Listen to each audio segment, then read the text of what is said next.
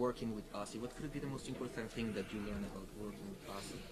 Working with us, you just play with your heart, and don't be a jerk off and treat people with kindness and respect. And so that's Ozzy. Cool. And now I know that, like you say, you do a lot of kind of things. You play a lot of different instruments. Is there any instrument that you always wanted to play and you just don't know how? Actually, myself. I'm still working on that one. So yeah, there you go. Actually, I tried it 3 times today. I was watching some porn, so there you go. It is a pretty cool instrument. It's a very enjoyable instrument to play. Yes. No offense to the guitar, but that is an enjoyable instrument.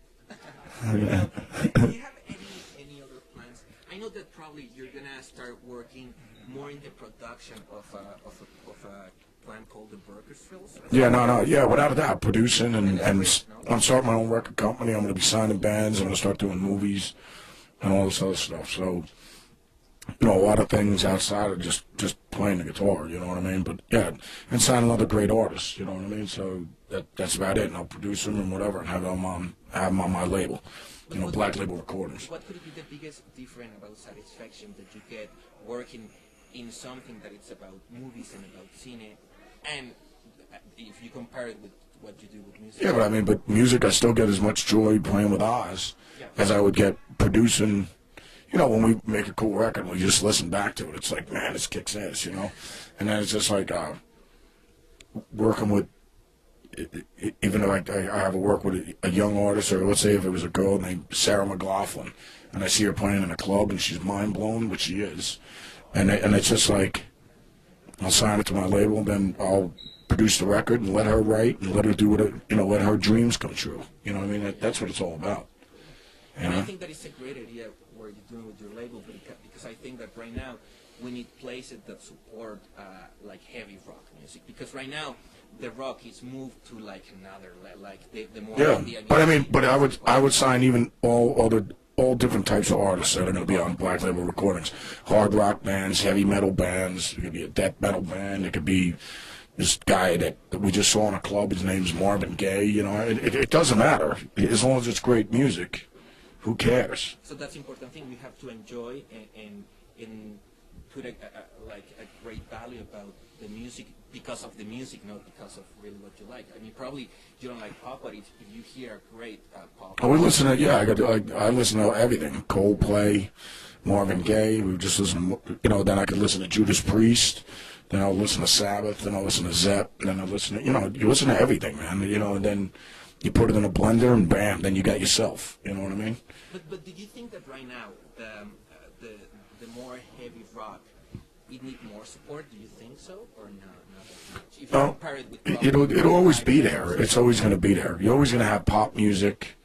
You know what I mean? It's been going on. You're always going to have like the boy bands and the Britney Spears, and you're always going to have that. And then you're going to have Ozzy Osbourne. You're going to have Black Label.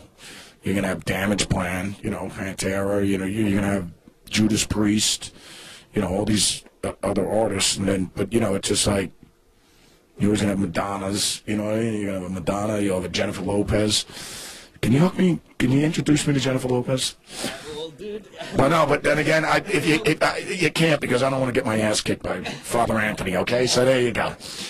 Okay. No, I'm terrified. Mark, he's the man. Now, you were talking about Dimebag, about Pantera. I know that you were a really good friend of Daryl Abbott. What is the best story that you remember about Daryl Abbott? Oh, Dime? Yeah. Let me see. I remember it was during Christmas, right when we were doing that guitar world shoot. We went down there. We're dressed in camo and everything like that.